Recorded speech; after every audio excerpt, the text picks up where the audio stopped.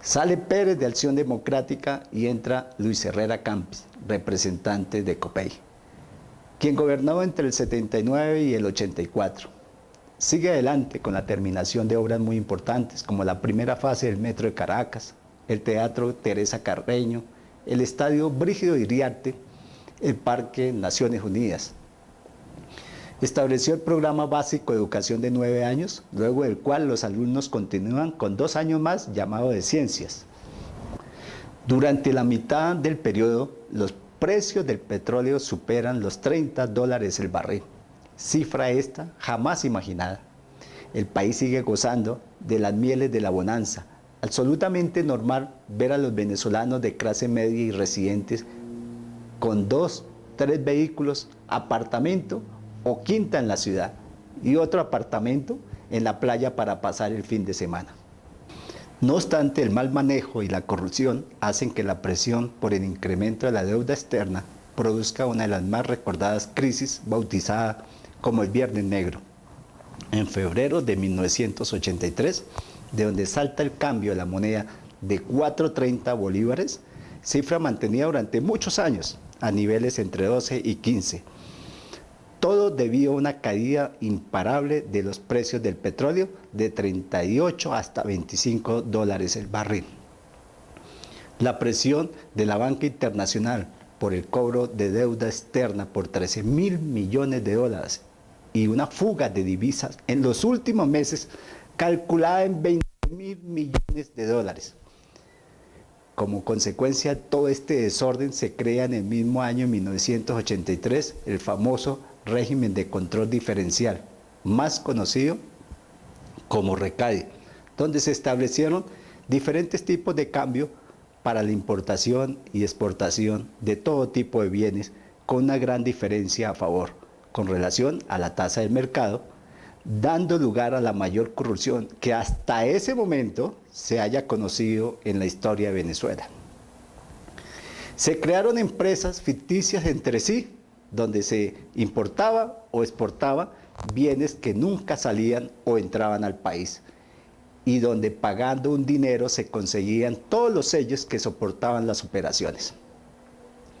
Casos como exportaciones de tomates podridos o importaciones de contenedores vacíos, llenos de aire, se llegaron a conocer, generando miles de expedientes judiciales que solo concluyeron con la captura de un ciudadano chino-venezolano, quien a la postre fue el único que terminó en la cárcel y es conocido como el chino de RECADE. Aparece Jaime Lucinchi de Acción Democrática, médico elegido para el periodo de 1984 al 89. Heredó el incremento de la deuda externa, la galopante devaluación, la corrupción, desempleo, unido al abuso del poder concentrado en su secretaria Blanca Ibáñez, de quien sí pudiéramos agotar páginas y horas comentando lo que hizo y deshizo esta recordada mujer, que resultó al final ser colombiana y responsable de las principales acciones del gobierno, entre ellas las de nombramiento y destituciones de los más altos cargos de las Fuerzas Armadas. Por segunda vez aparece Carlos Andrés Pérez para dirigir el país entre el 89 y 1994. Gana las elecciones con una minoría parlamentaria que lo obliga a realizar alianzas de todo tipo para poder sacar adelante sus proyectos. Pérez acaba con RECADE, dejando la tasa de cambio oficial, entre comillas, que en ese momento se manejaba, pero que en realidad representó una devaluación entre 14.50 la preferencial y 39.60 bolívares por dólar con que partió. De inmediato esta decisión, que no se podía aplazar un momento más, dio origen a una hiperinflación en todos los bienes, castigando con todo el peso la canasta familiar. El gobierno decidió seguir tomando medidas antipopulares y aplicando al mejor estilo las fórmulas que para las circunstancias suele expedir el Fondo Monetario Internacional. Congela salarios, reduce el gasto público, libera las importaciones, vende empresas públicas y aumenta la gasolina. Un pueblo que por varias generaciones no escuchaba este tipo de medidas y encuentra el carburante en el sensible y simbólico aumento de los precios de la gasolina, prende la llama y explota para cambiar su historia para siempre. Es lo que se ha conocido como el Caracazo y que se extiende rápidamente al resto del país los días 27 y 28 de febrero de 1989. Los que tuvimos la oportunidad de presenciar lo que allí ocurrió cuando ese cinturón de por lo menos 1 millón de personas que vivían alrededor de la ciudad descienden en solo unos minutos y se toman la ciudad de Caracas, arrasando con todo lo que se atravesaba por delante, destruyendo y robando cuanto almacén encontraba. El momento jamás se borrará de nuestras mentes al recordar esa furia de huracán humano. Las imágenes se conservan y ver cómo sacaban y lanzaban a las calles electrodomésticos, computadores, en aquel momento llamados televisores con teclas, gritaban, pues gran parte de los que protestaban no lo conocían hasta entonces. A partir del 28 de febrero y por una semana, mucha gente en varios sectores de la ciudad tuvieron que dormir debajo de sus camas, pues los tiros de todo tipo de armas se producían desde cualquier edificio. Las Fuerzas Armadas, luego de ser simplemente espectadores durante el día y la noche del 27, y luego de digerir el tamaño de sorpresa, reaccionan y se produce centenares de muertos cuya cifra jamás se conoció. Rápidamente desapareció todo de los supermercados, mercados o plazas, abastos y panadería. La situación se vuelve crítica, en especial para los niños y ancianos. Fue tan grave que se hizo necesario esperar meses para que se normalizara el suministro de los artículos básicos de la canasta familiar.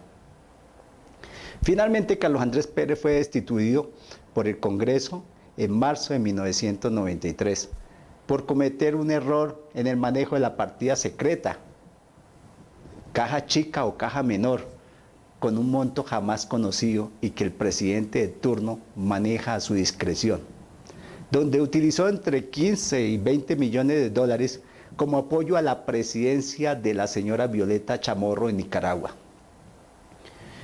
Fue reemplazado por el presidente del Congreso, Octavio Lepage, quien a pesar de su investidura no contaba con la mayoría parlamentaria y debido a la gran crisis que se generó, el Congreso nombró a Ramón J. Velázquez.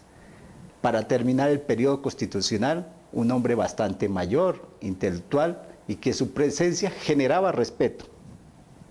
En esencia era lo que se buscaba, pero el resultado fue diferente. Un famoso episodio de narcoindulto que nunca supo que firmó. Aplicó la ley de impuesto a las ventas que Carlos Andrés había dejado preparada y finalmente la crisis en todos los aspectos se incrementa. Mientras Velázquez hacía todo por mantenerse, Rafael Caldera hábilmente renuncia a su partido que fundó, el partido Copey. Aprovechando el malestar general del pueblo y con su olfato de político, entendió que la situación del país era directamente proporcional a la sepultura de los partidos tradicionales, Copey y Acción Democrática. La historia muestra uno de sus peores errores que haya podido cometer al hacer una coalición nacional conocida como el chiripero, cucarachas en Colombia, únicamente con el propósito de ganar el poder sin un plan de gobierno definido. Estando en campaña se le ocurrió ofrecer, si ganaba la presidencia, el indulto al coronel Hugo Rafael Chávez Frías, quien estaba preso debido a su fracaso del intento de golpe de Estado contra Carlos Andrés Pérez. Lo importante era ganar las elecciones y luego sí, pensar qué hacer.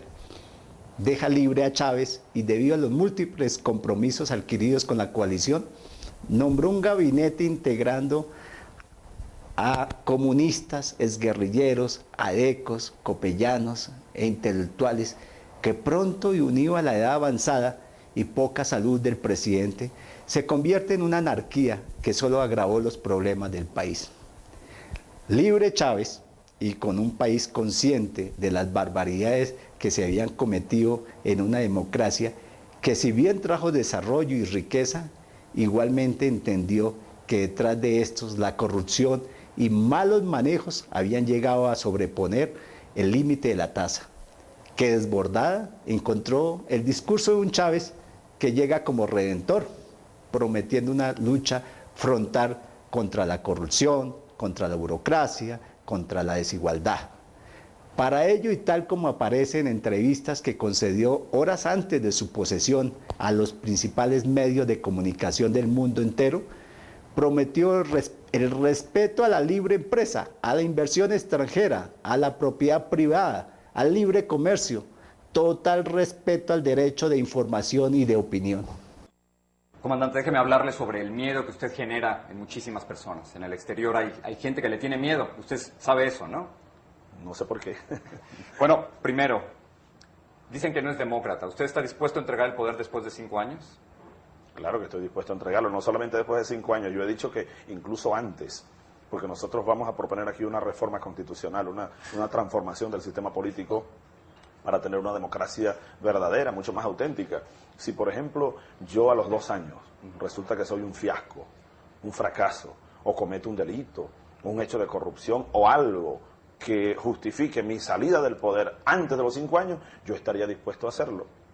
¿Nacionalizaría algún medio de comunicación, algún medio No, privado? basta con el medio de comunicación que tiene el Estado hoy. El Estado tiene el Canal 8 venezolana de televisión.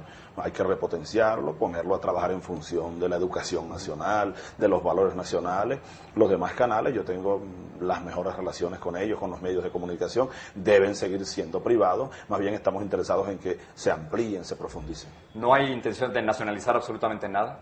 No, absolutamente nada. Incluso hemos dicho, nosotros estamos dispuestos a darle facilidades, aún más de las que hay, a los capitales privados internacionales para que vengan aquí a invertir en las más diversas áreas: agricultura, agroindustria, petroquímica, industria gasífera, todo lo que es el desarrollo del país, que tenemos vea que tenemos un proyecto bastante ambicioso que necesitará de la inversión privada. Yo aprovecho para hacer un llamado a todo el mundo. Yo no soy el diablo, yo soy un hombre que va con los mejores lazos de hermandad a trabajar conjuntamente con todos los países de América Latina, de Norteamérica y del mundo entero.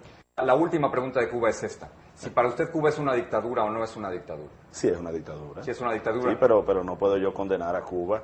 ¿Sabe? Hay un principio de derecho internacional que es la autodeterminación de los pueblos. Los pueblos deben darse sus gobiernos o deben hacer sus propias historias. Yo no puedo desde Caracas, sentado aquí, empezar a juzgar a los gobiernos y a los pueblos del mundo. Ya veremos en los próximos capítulos cómo este personaje, que logra ganar con un 80% de electores a favor, sistemáticamente transforma la nación, convirtiéndola en el núcleo de un movimiento que ya a estas alturas deja huellas, trascendiendo en varios países del continente, y que, ayudado por algunas alianzas internacionales con antecedentes negativos, pone a pensar seriamente a la comunidad, en especial a Colombia y a Estados Unidos, como una verdadera amenaza, pues no hay nada más peligroso que un dictador con problemas internos.